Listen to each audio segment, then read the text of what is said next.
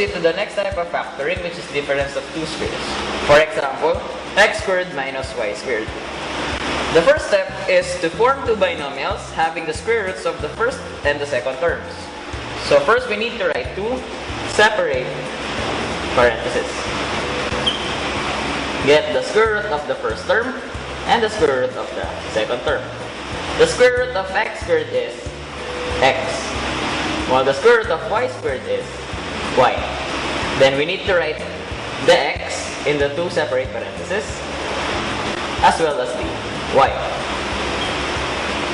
And for the last step, we separately assign addition and subtraction as the sign of two binomials. So one pair of x and y will have plus and the other pair will have subtraction. Then, the factored form of x squared minus y squared is x plus y, quantity x minus y. Let's have our first example. Find the factors of x squared minus 49. Again, the first step is to form two binomials having the square roots of the first and the second terms. So let's write two parentheses. Then find the square root of x squared and the square root of 49. The square root of x squared is x. Then what is the number that when we multiply to itself we'll get 49? 7. We write the square roots to the parentheses separately. So x, 7, x, and 7. And for the last step, separately assign addition and subtraction as the sign of two binomials.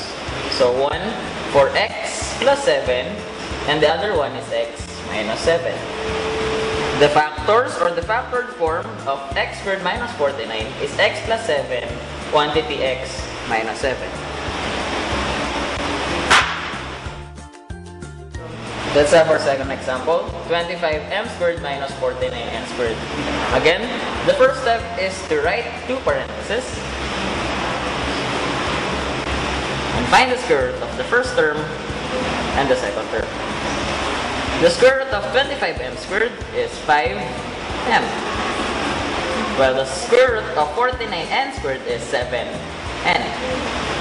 We write 5m separately in the parentheses. So 5m, 5m, as well as 7n. So 7n, 7n. Separately assign addition and subtraction as the sign of the two binomials. So 5m plus 7n and 5m minus 7n. The factors of 25m squared minus 49n squared are 5m plus 7n, quantity 5m minus 7n. Let's have our last example, which is 81c raised to 4 minus 100d raised to 6. Again, the first step is to create two parentheses and find the square root of the first term and the square root of the second term. The square root of 81 is 9, and the square root of c raised to 4 is the half of 4, which is c squared. How about 100d raised to 6?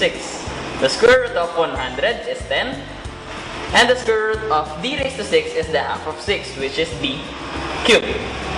Write 9c squared separately, so 9c squared, 9c squared, and 10d cubed.